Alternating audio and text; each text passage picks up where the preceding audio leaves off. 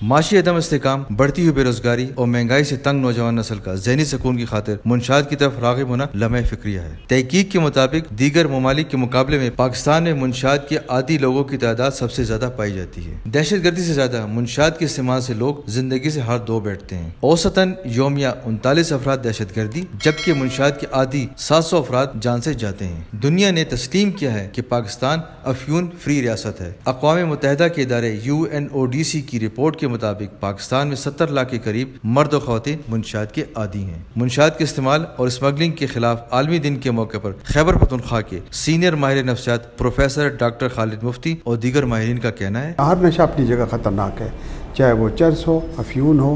اور اس کے ساتھ جو بھی ہو،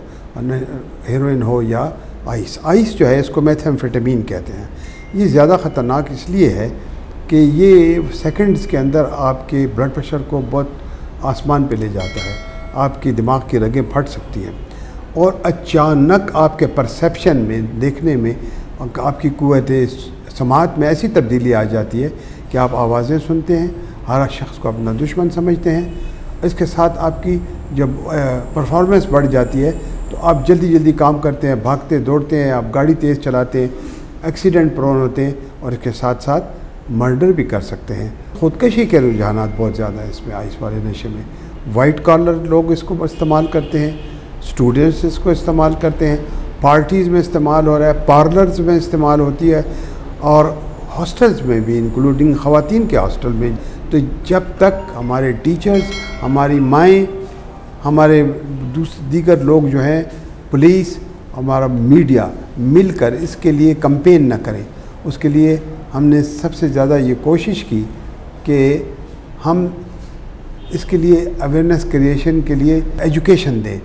ورکشاپس کریٹ کریں، علماء کو، ان سب لوگوں کو مل کر ان کے تعاون کے ساتھ ہی اس کے خلاف اویئرنیس کریشن ہو سکتی ہے۔ اب تو یہ ہے، نئی ایک چیز آ گئی ہے کہ جی وہ ویٹ کم کریں، خواتین میں ویٹ کم کرنے کا رجحان تو ہے، تو وہ ویٹ کم کرنے کے لیے بھی اس کو استعمال کیا جاتا ہے۔ کووڈ-19 کے بعد یہ نشہ اچانک بڑھ گیا ہے۔ پشاور میں جو ہم نے کوشش کی ہے ایک سروے کریں مختلف سینٹر سے، تو آئس کے تعداد نشے والوں کی تقریباً 50,000 کے لگ بھگ ہے۔ جو ہیلتھ ریگولیٹری اتھارٹی ہے ان کو ان سب سینٹرز کو ریگولیٹ کرنا چاہیے۔ دو لوگ جی، ایک تو فیملی پریکٹیشنر جو ہیں، ڈاکٹر جو ہیں،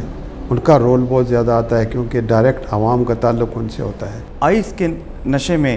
دیکھا یہ گیا ہے کہ ان میں وقتی طور پہ اوور کانفیڈنس یعنی کہ خود اعتمادی اور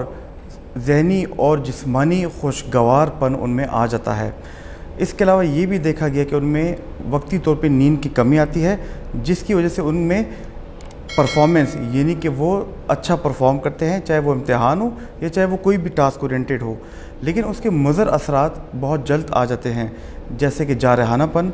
بے چینی اور غصہ، اور جب یہ کنٹرول میں نہ ہو تو یہ گھر میں مار داڑ کی صورت بھی اختیار کر سکتا ہے اور بعد میں جا کے یہ ڈپریشن یعنی کہ اداسی کی بیماری اور شک کی بیماری میں بھی بدل سکتا ہے۔ آئس کا نشہ کچھ لوگوں میں ایک دن میں بھی مضر اثرات پیدا کرتا ہے، لیکن کچھ لوگوں میں وہ 3 سے 6 مہینے بھی لیتا ہے کہ وہ اپنے مضر اثرات پیدا کرے۔ ذہنی صحت کے علاوہ آئس آپ کو جسمانی طور پہ کافی